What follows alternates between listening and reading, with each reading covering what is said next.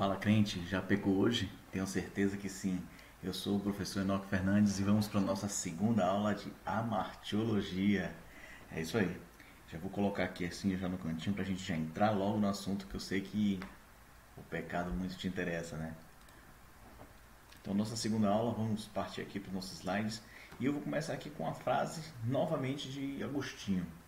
O pecador, ainda que seja rei, é escravo, não de um único homem, mas de tantos senhores quantos sejam seus vícios.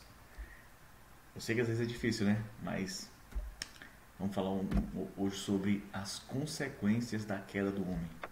Vamos falar também sobre as consequências espirituais e as consequências físicas. Vamos lá? Primeiramente, eu queria dizer o seguinte, quando a gente fala sobre algumas consequências, deixa eu dar um destaque aqui maior para mim, quando a gente fala um pouco de algumas consequências, sobre o que eu acho importante falar. Quando a gente abre nossa Bíblia lá no livro de Gênesis, capítulo 3, temos grande parte das consequências ali diretamente sendo explicadas, né, a respeito da queda do homem. E se você for lá ler no versículo do 8 até o 24, você vai ter isso de maneira mais detalhada. Então eu queria falar com vocês a respeito disso aqui. Vou voltar aqui para ficar pequenininho. Então a primeira consequência é medo e fuga. Lá no versículo 10, eu vou ler aqui para vocês. Ouvi a tua voz no jardim, e porque estava nu, tive medo e me escondi. Olha o que Adão disse para Deus, assim que logo após o pecado. Medo e fuga. Eu acho muito interessante quando a gente pensa a respeito disso, porque quando a gente for analisar naturalmente falando, né? Se um homem mata ou rouba alguém, geralmente ele corre, né? Em linhas gerais, ele corre, sai desesperado, tenta se esconder, porque ele sabe que é uma punição para aquilo. Ele sabe que aquilo que ele estava fazendo estava desobedecendo a lei. Desobedecendo hoje, né? No caso, a lei humana. E de maneira semelhante foi o homem quando pecou com Deus. Ele sabia no seu íntimo que ele estava pecando contra Deus. Uma segunda consequência fala sobre a maldição da serpente, versículo 14 e 15, eu vou ler também. Diz assim: visto que fizeste isso, maldita és entre todos os animais domésticos, e és entre todos os animais selváticos, rastejarás sobre o teu ventre, e comerás pó todos os dias de sua vida. Porém, inimizade entre ti e a mulher, entre a tua descendência e o seu descendente. Este te ferirá a cabeça, e tu lhe ferirás o calcanhar. A serpente recebeu a pior maldição que existia, porque ela foi condenada a se rastejar sobre o seu ventre e comer o pó da terra. A serpente parecia, então, encontrar-se em oposição direta ao ouvir a voz de Deus. E a ideia da serpente é justamente Satanás, justamente pela sua astúcia, né? Uma outra consequência foi a sorte da mulher. Está lá no versículo 16 que eu também vou ler com vocês. Diz assim: multiplicarei sobremodo os sofrimentos da tua gravidez. Em meio às dores darás à luz filhos. O teu desejo será para o teu marido e ele te governará. Muito embora a geração de filhos tenha feito parte do plano de Deus, para o primeiro casal no princípio, isso só se cumpriu após a queda. Por outro lado, o sofrimento e a tristeza, em conexão com a mesma, foram adicionados em consequência ao pecado. O que nos dá a entender é que parte do nosso sofrimento da mulher, está intimamente ligado à queda do homem, né, e da mulher por consequência.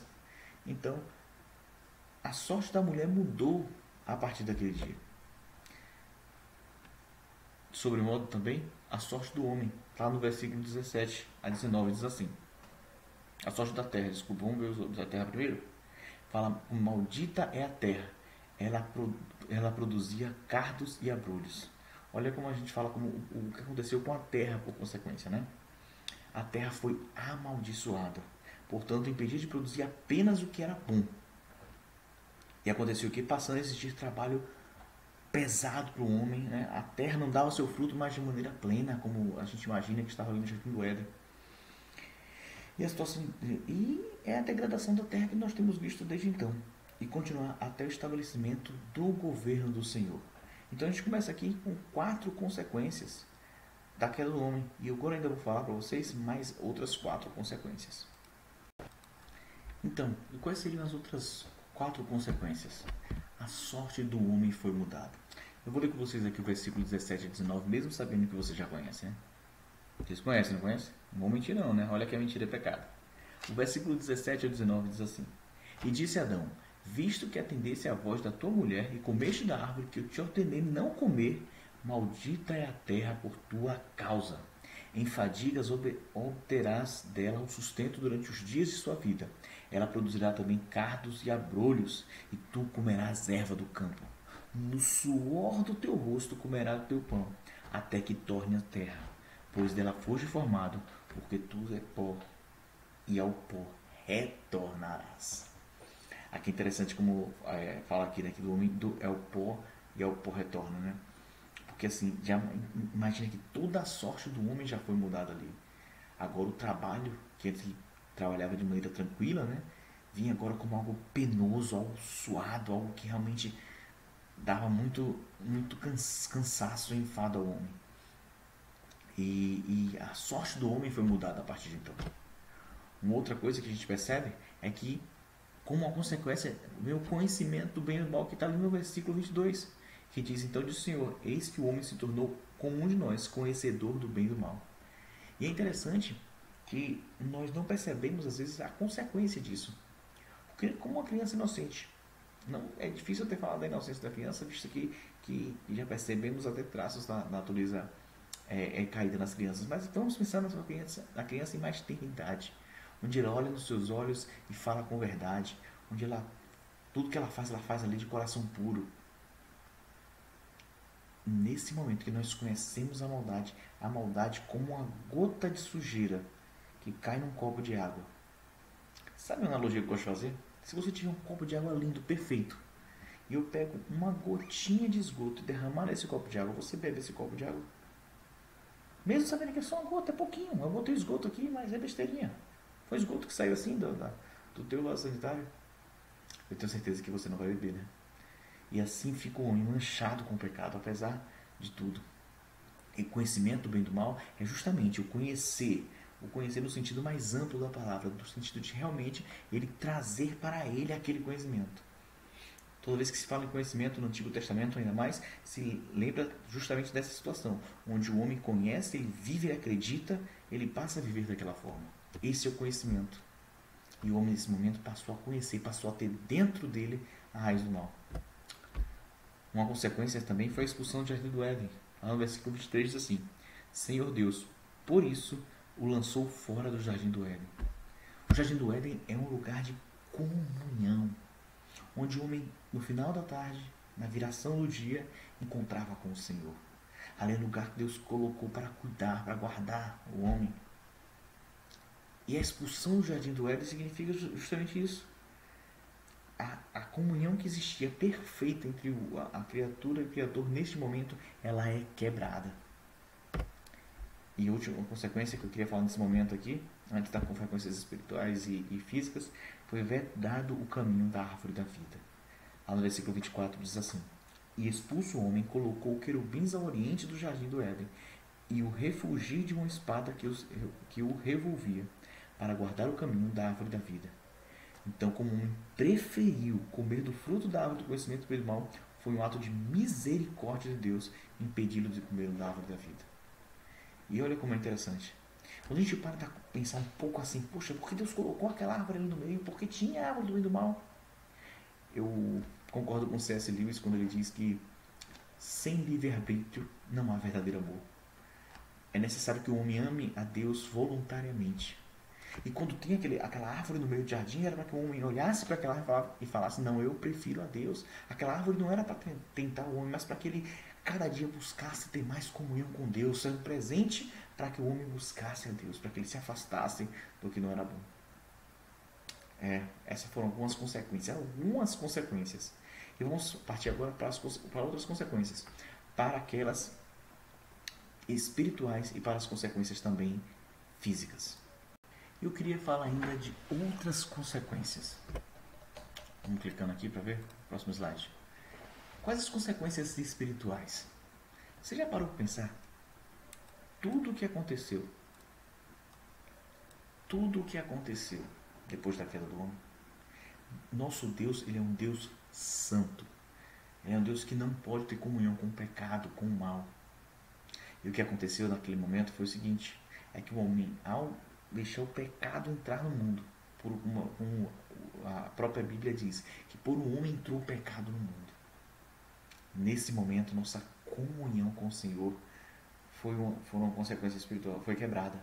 E muitas consequências também espirituais vieram a existir. E eu queria falar com vocês agora um pouco sobre essas consequências.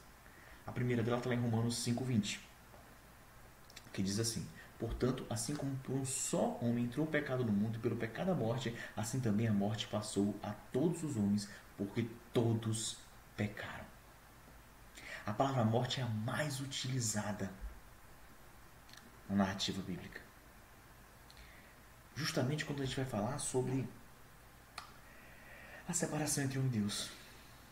Porque realmente houve a morte espiritual. Todos pecaram e destituídos, estamos longe, estamos apartados da glória de Deus. E essa é a condição que todos os homens se encontraram após a queda. Essa é a consequência espiritual de todos aqueles que não tiveram ainda o encontro com Jesus. Um outro ponto é a perda da semelhança moral com Deus. O homem, desde a sua origem, estava destinado a experimentar cada vez maior nível de perfeição, até que adquirisse a perfeita identidade com a pessoa de Deus que o criou. Ou seja, o homem estava ali em relacionamento com Deus, crescendo em Deus. Contudo, essa marcha foi interrompida com essa mancha da queda, levando o homem tantas vezes a um nível moral mais baixo. Por isso que nós cremos, é empírica a depravação total do homem. Uma outra consequência é a incompatibilidade com a vontade de Deus. Lá em Romanos 8, 7 e 8 diz assim: porquanto a inclinação da carne é inimizade contra Deus, pois não é sujeita à lei de Deus, nem em verdade o pode ser. Portanto, o que estão na carne não pode agradar a Deus. Ao comer da árvore do conhecimento do bem e do mal, a mente do homem ficou bloqueada para a revelação da vontade de Deus e condicionada à prática abominável do mal e do pecado. Não adianta. É interessante como Paulo diz que é o bem que ele quer fazer ele não faz, mas o mal que ele não quer fazer, esse ele faz. Essa é a consequência da morte do homem. Essa é a consequência da nossa queda. Ainda como consequência espiritual, escravidão ao pecado e ao diabo. Isso remete muito àquela frase que eu coloquei lá no início. Em João 8, 34 a 44, você pode ler que é muito grande, eu vou ler apenas 2 trechos aqui, diz assim: todo que comete pecado é escravo do pecado. Você já pecou hoje? Vós sois do diabo, que é o vosso pai, e quereis satisfazer os seus desejos. Olha como João ele é enfático ao dizer isso. Meus queridos, nós não temos outra opção. Ou nós servimos a Deus, ou nós servimos ao diabo. Não existe o meio termo. Se você não servimos a Deus, o pecado que habita nesse mundo, a nossa natureza pecaminosa, ele é quem vai nos dominar. Nós falamos aqui apenas algumas consequências espirituais. Eu quero continuar com vocês aqui sobre agora as consequências físicas. Primeira coisa que eu gostaria de falar é o seguinte, é que não foi apenas espiritual que nós tivemos a separação de Deus, mas nosso próprio ser foi modificado, sofreu consequências. E por isso eu queria lembrar vocês o seguinte, que nós teremos um corpo glorificado após a nossa morte. E quais foram as consequências físicas que nós tivemos? A primeira é a existência física reduzida, está em Gênesis capítulo 6, versículo 3. Eu vou ler com vocês. Disse assim: então disse o Senhor, o meu espírito não agirá para sempre no homem, pois este é carnal, e os seus dias serão 120 anos. Esse número aí não é um número exato, né? Porque logo depois a gente também vê pessoas vivendo mais ou menos tempo ali na Terra. Mas o mais importante, a mensagem quer dizer o seguinte, é que a vida humana, ela agora passa a ser finita. Ela passa a ter um momento para se encerrar. Então o homem que tinha sido destinado a viver eternamente ali com o Senhor, agora tinha a sua vida reduzida, sua existência física. Estaria condenado a uma morte prematura. E há também a corrupção dos poderes dos homens. É interessante que lá em Gênesis capítulo 1, 26, Deus fala o seguinte, né, que você vai dominar, ou cuidar, seria a melhor palavra, né, dos peixes do céu. Dominar no sentido de cuidar, da mesma maneira que Deus domina, né, toda a terra, Ele cuida da gente. Dominar os peixes do mar, sobre as aves do céu, sobre os animais domésticos, sobre a terra, sobre todos os répteis que rastejam pela terra. Deus nos deu uma missão de trabalhar em conjunto com Ele para cuidar dos animais, cuidar da natureza. E olha como nós estamos tratando o nosso planeta Terra hoje. É incrível isso, né? Agora eu digo a você o seguinte, eu faço pensar um pouco. Você já pensou sobre ecoteologia? Dá uma procurada no Google. Você vai saber um pouco mais sobre isso e vai ver o quanto isso é importante na nossa teologia atualmente. Você que está estudando para ser teólogo, está em um tema bastante interessante que você pode desenvolver mais alguma pesquisa. Como o homem pode e deve agir frente à natureza. E mais uma consequência física foi a sujeição às enfermidades. Mesmo que as enfermidades que nós vemos a ter, ela não seja diretamente por causa de um pecado específico que praticamos, mas as enfermidades na humanidade são enfermidades provenientes da primeira queda. Se não houvesse a primeira queda do homem, de Adão, o homem não passaria pelas enfermidades. E esses foram apenas alguns pontos, consequências físicas. Eu até desafio você. Quais outras consequências físicas ou espirituais que nós podemos verificar? Quer fazer o seguinte? Se você encontrar alguma delas, pode mandar um e-mail para mim. Vamos bater um papo. Tá certo? A referência da aula de hoje foi a nossa apostila de armatologia, que você já deve ter no seu ambiente virtual. Você pode dar uma lida também, complementar o assunto e não pare. Não pare por aí. Tá certo? Tchau, tchau.